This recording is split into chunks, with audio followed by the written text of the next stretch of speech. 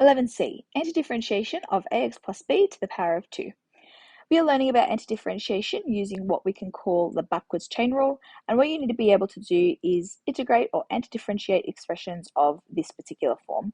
Now, I'm not sure why I put it to the power of 2, because in fact we're going to learn to be able to do it to any particular power that this expression might be to. Why do we have this in the first place? Why isn't this just the same as all of the previous antidifferentiation exercises that we've looked at? Well, the reason is that, as you can see, this is a function that is within another function. So a function in there that is being put to a certain power. So we actually can't antidifferentiate this. What we'd need to do is expand it, and then you antidifferentiate each individual term. However, there is a special rule for these types of functions, and that is this. So what we would do is we add 1 to the power, just like we would usually, and then we would divide by the derivative of the inside and by the new power.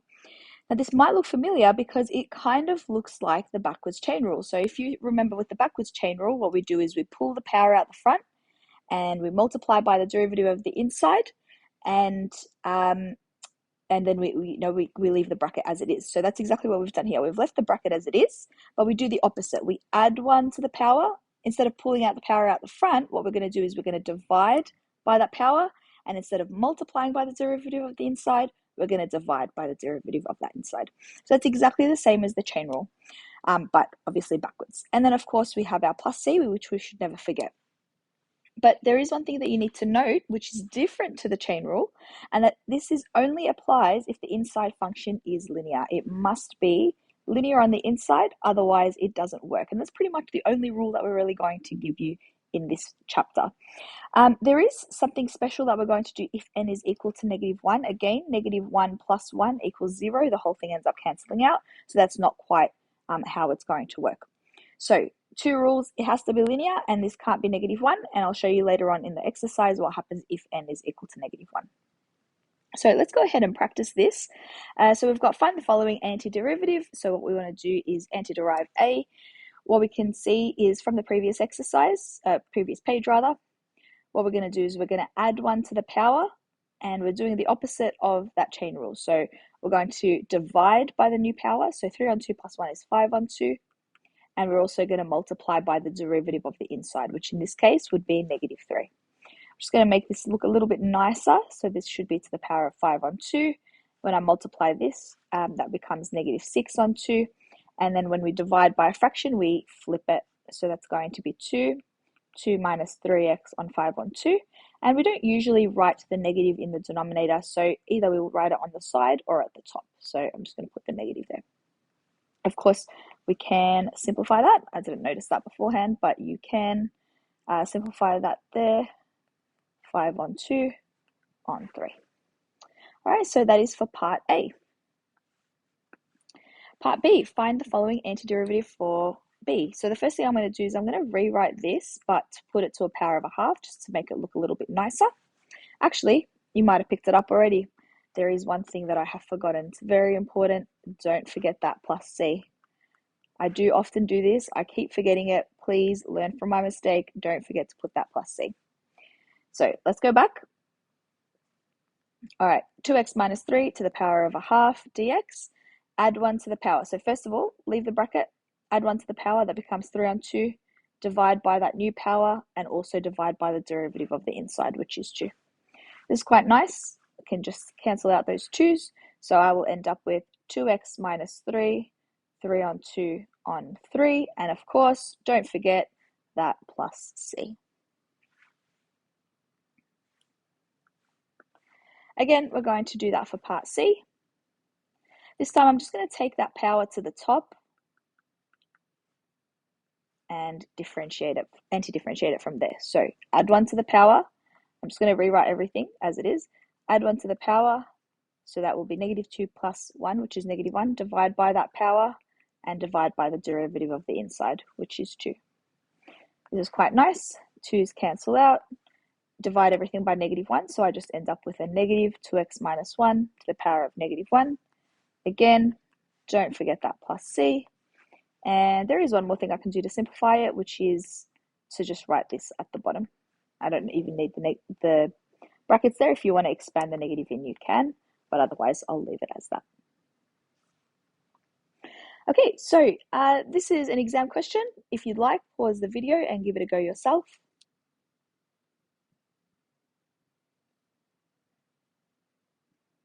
Let's go ahead and try this out together. So if dy by dx is equal to that and c is a real constant, then y is equal to, there should be an n there. So basically it's asking us to anti-differentiate. So that is how we go from dy by dx to y.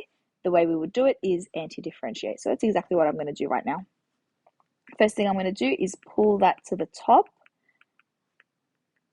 And then we will continue on as we normally do. So just going to rewrite all of this as it is. I'm going to add 1 to the power. That becomes negative a half. So I'm multiplying by that new power, and I'm also going to, sorry, not multiply, divide. And I'm also going to divide by the derivative, and we're not going to forget that plus c. Simplify what I can. The 2's are going to cancel out. The negative I'll chuck at the top in a second. So that'll be negative 3. And because it's a negative power, I'm just going to write it at the bottom straight away. So that'll be 2x minus 1. And we know that negative 3 on 2 plus 1 becomes negative a half. So I can even just write it like that, plus c.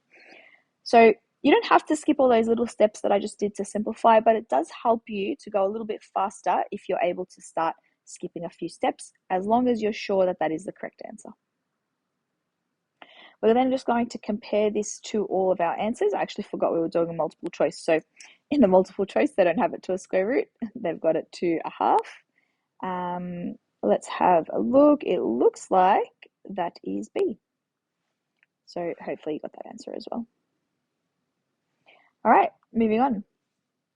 We've got another exam question. Again, feel free to pause the video and try this yourself. I'm going to go ahead and complete it now. So this one says find an antiderivative of 1 on 2x minus 3 to the power of, 2x minus 1 to the power of 3 with respect to x. Now there is one thing that's really interesting about this question, and it's the fact that it says an antiderivative, not the antiderivative. So when you say the, it is a general antiderivative that works for every single function. So the means we're going to chuck in a plus c. But when they say an, it means that it could be any function, like whatever the function is, plus any c could work because it's an antiderivative. So plus 0 could work. It's still an antiderivative of it. It just depends on whatever the value that the function passes through, but it's still an antiderivative. Plus 100 works, minus 1,000, plus 2, 5, 6, 8, 3, whatever you want to call it, they are still an antiderivative because it's an example of what an antiderivative could be. It could still pass through that point. So you just want to be careful with that wording. If you put the plus c, you don't lose marks. So I feel like in general, you just chuck a plus c in just in case. But if you see the word and you don't put a c plus c, that's totally fine. And usually that's the assumption that you've just done plus 0, but you can also just add a random number as well. So any of those can work perfectly fine. All right, find an antiderivative of this with respect to x. So again, I'm just going to take this to the top. I'm then going to add 1 to the power, divide by the new power, and divide by the derivative of the inside, plus c. Simplify it if you can. So there's going to be 4, it's going to be a 4 at the bottom, and because it's a negative, I'm just going to take that to the top. So I'll put the negative on the outside. 2x minus 1 to the power of 2 plus c. In this case, I'm just going to say c is 0. So I will leave it at that. So that there is an example of it. Again, very similar. Find an antiderivative of this with respect to x. So let's go ahead and antiderive that. Add 1 to the power. Divide by the new power, divide by the derivative of the inside, plus c. The bottom is going to end up becoming 8. I'm going to take this to the bottom as well to make it a positive power, and I'm just going to allow my plus c to be a 0. Okay, so that's pretty much it in terms of the function to the power of n, as long as it's not negative 1. We're going to now look at what happens if n is in fact negative 1. So to be able to practice that, what I want you to do is differentiate log e 3x plus 5. So give that a go. What you'll find, if you remember deriving this, you end up with the derivative of the inside at the top and then the function itself at the bottom. So the derivative of this is equal to this. Now, what you might notice here is that the function is in fact to the power of -1. So as you might guess at this stage, if we have, ax plus b to the power of -1, when I antiderive it, when I go backwards, it's going to turn into a log. So that's the difference with this. So here's the rule. If I have 1 on ax plus b, we have 1 on a. So previously what we did was we multiplied by the derivative. Now because we're antideriving, we're dividing by the derivative of log e ax plus b. You'll find that there's these little signs which are different. This is called the modulus. The modulus essentially, or the absolute value, it's another word for it. Basically, it's saying it doesn't matter if the inside is a positive or negative, you're just going to treat it as though it's a positive. What does that actually mean? For example, if I have log e negative x and I want to differentiate that, what happens is I've got, when you differentiate, we put the derivative of the inside over the function of the inside. So the negatives cancel out, you get 1 on x, which is the exact same as if I derive log ex. Can you see how these answers are the same? So it doesn't matter if this is a negative here or if it's a positive, I end up with the same answer. So basically it's saying the modulus, if it's a negative number, just treat it as a positive or make it positive because you're going to get the same answer anyway. So that's what we call that absolute function there. This is just an in general. So if I've got the derivative of whatever function over a particular function like this, it becomes log e of that function itself plus c. But this is probably the easier way to consider it. So this is really the reason why we divide by a, because we want the gradient or the derivative to be on the top there. If you're not too sure about this, maybe pause the video and give it a go yourself. Have a think about, why am I dividing by 1 on a? Why is that important for this function? But if you really just want a rule to go off, this is the rule here. Okay, this was the proof of modulus, which I kind of explained in the previous slide. So that should be it. And that's like a little bit more of an in-depth proof, if you like, but essentially, as I just explained, that is the reasoning behind it. All right, let's go ahead and apply all of this. So part A, find the following antiderivative. So we're going to antiderive 2 on 2x minus 1, part A. So as we said, what we're going to do is it's going to turn into log e 2x minus 1. Now there is a 2 that's hanging out at the front here, so that stays just as it is. All I've done is I've really just antiderived this. The 2's hanging out the front. And then don't forget, what we need to do is we need to divide by the derivative of the inside. So that little confusing rule that was on the side, the f dash of x minus on f of x, that's the idea. If this is the derivative on the outside, then I don't have to worry about dividing. But to me, that's just an extra rule to remember. So I kind of just ignore that rule, and I just go off of the idea that you just divide by the derivative, and if there's a number on the top, it's just there, and you can simplify it yourself. We do have a plus c, and at this stage, it's fine if you leave it in brackets. It is technically meant to be your modulus symbol to say that it's the absolute value, but if you put it in brackets, that's also okay. All right, for part B, so we've got a 3 that's hanging out on the outside, log e. I'll go ahead and put modulus straight away, but either way is fine. And then we're going to divide by the derivative of the inside, which in this case is -3. Negatives cancel out, so that becomes negative log e 2 minus 3x plus c. Part C, I might not be able to fit it on this page. Create a new one. So for part C, I've got 2 terms here, so I'm just going to quickly fix this up to make it a little bit easier to recognize what I have to do. So that's fine for me to leave it that way. So just antidifferentiate rather, each term on its own. So x to the power of -1/2, you just add 1 to the power, divide by that new power. And then for this, I've got a 2 on the outside, log e x minus 2, and divide by the derivative of the inside, which in this case just happens to be a 1. So I don't have to do much, plus c. I'm just going to fix this up here. So that flips to the top. And I'm just going to write it as square root x minus 2 log e x minus 2 plus c. Example 8, given that dy by dx is equal to 3 on x minus 2, y equals 10 when x equals 0, find an expression. So again, when they give us a point like this, what that's telling us is that once we've found the antiderivative and we've got plus c, we just need to substitute that in to find out what that c is. All right, so y would be equal to the antiderivative of dy by dx. We know this is going to turn into a log, so there's just a 3 that's hanging out, x minus 2, and we divide by the derivative of the inside, which in this case is just 1, so it doesn't really do much, plus c. We also now have this point, so when y is 10, x is 0. And this will be a really good example as to why we use this modulus symbol. So 0 minus 2 is going to be negative, but because it's the absolute value, that's the same as positive. So I can just now write this as log e2.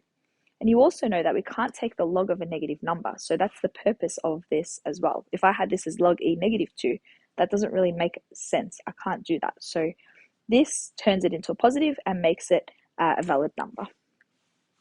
Okay, last step, I just need to get c by itself. So that's going to be 10 minus 3 log e2 plus c. And, sorry, not plus c, equal to c.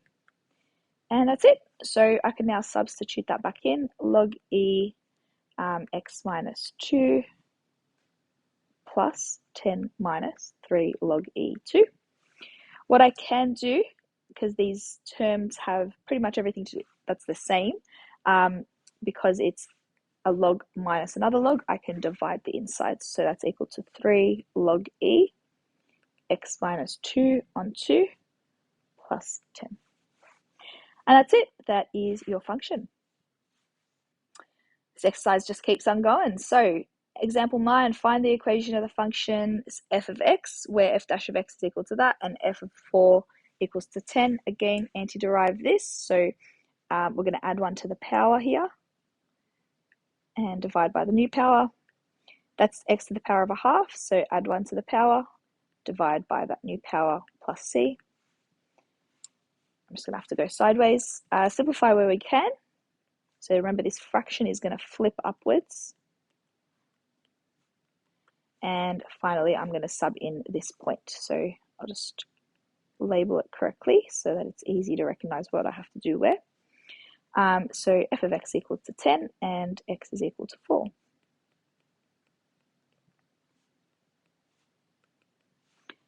So zoom in a little bit. Now, 4 to the power of, just ignore the 3 for a sec, I'm going to separate this. So 4 to the power of a half is the square root of 4, which is 2, and then 2 to the power of 3 is 8. So this term here is 8. So let's just keep that in mind as we keep working through, and then 8 times 2 is 16. If I were to make this both on a denominator of 3, so 16 times 3 is going to be 48. So that's 48 on 3 minus 16 on 3 plus c. And then 48 minus 16 is going to be 32. I'm just going to take it over to the other side straight away. 10 times 3 is 30. 30 minus 32 is negative 2 on 3. So we get c is equal to negative 2 on 3. And then I'm just going to write the function here on the side. So f of x is going to be equal to x squared minus 2 on 3, x to the power of 3 on 2, minus 2 thirds.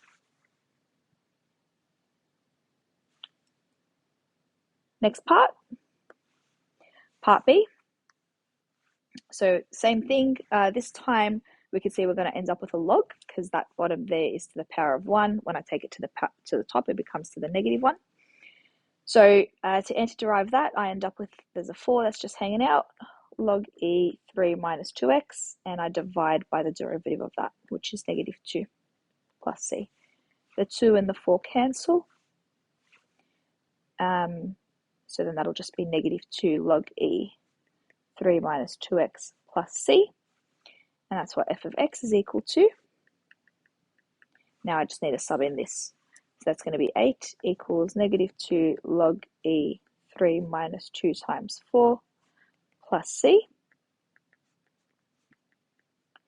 On the outside, on the inside, sorry, 3 minus 8 is going to be negative 5 again, because of that, the modulus or the absolute value becomes positive 5 plus c.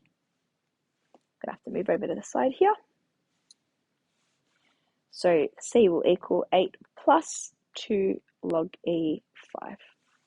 I can now substitute that into my original function. So f of x is equal to negative 2 log e3 minus 2x plus c. So that'll be plus 8 plus 2 log e5. And very similar to what we did before, I've got these two are the same, except it's this minus that. So I can divide the insides, this divided by that one. And the denominator is always going to be the one that's being subtracted. So that'll be 8 plus 2 log e, 5 on 3 minus 2x. There you go, and that's your final function. Next example, example 10, if a curve has a stationary point at 1, 2 and a gradient of 4x squared plus k, where k is a constant, find the value of k and then find the expression of the curve. So what we know is that this particular curve, first of all, if the gradient is 4x squared plus k, then we know that dy by dx is equal to this function. So I can just maybe write that on the side as my information. Next, I know it has a stationary point at 1, 2. So that's the curve has that. So I know that when x is 1, y is 2. But because it's also a stationary point, I know that when x is 1, the gradient is 0. And that there is really helpful because I can now substitute that into my gradient equation in order to find k. So you need to ensure that you have a gradient in order to sub it into the gradient equation. So to find k, what I know is that when the gradient is 0, x is 1. That's going to end up being 4 times 1 is just 4. Take it over is going to be negative 4. So k is negative 4. And then it wants me to find an expression of the curve. So because I know that the gradient is this, then the way to be able to find y is by anti-deriving this. Now, to anti-derive, add 1 to the power, divide by the new power, and for this one I just get an x plus c. And of course, to be able to find c, I might just tick off the things I've already used. I've got one more bit of information that's really important. That's when x is 1 and y is 2. So when y is 2, x is 1. That's just going to be 4 on 3 minus 4 plus c. That's going to be 3 times 4 is 12, and then 4 minus 12 is going to be negative 8 on 3. Then when I take it over, it's going to be positive. Then again, 3 times 2 is 6. 6 plus 8 is 14. So c is equal to 14 on 3. So my final function is going to be 4 on 3x cubed minus 4x plus 14 on 3. And that is finally the end of this exercise.